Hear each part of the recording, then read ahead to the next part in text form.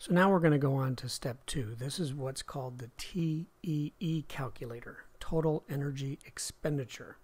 So step 2, you're going to be doing as if I'm doing here as an example.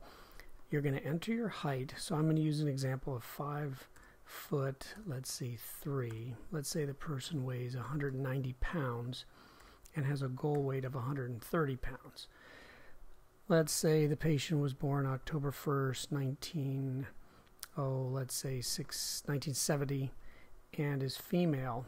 Now under activity level, when you select your activity level, what I want to make sure you do is estimate your activity level and be as honest and realistic as possible, and then even underestimate to be conservative, because this is going to put in a calculation that gives you an idea of what your total energy is.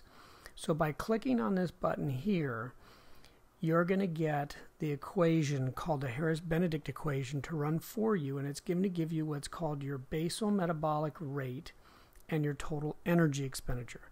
So again, the basal metabolic rate, which here in this example is 1590, is going to give you how many total calories your body burns if you were just to lay in bed and breathe and have a heartbeat. But then after that, you're going to have the next number is because of this activity level, it gives you an idea of what your total energy expenditure is, or what I call your total burn. This is an estimate, a calculation of how many total calories your body needs just to maintain its current weight. Well, obviously we know you don't want to maintain that current weight, and that's the next step. But then what you have to do in order to go farther, you have to click on this bottom button to read the agreement. I'll obviously let you read this agreement, but then you have to click on the bottom, I agree.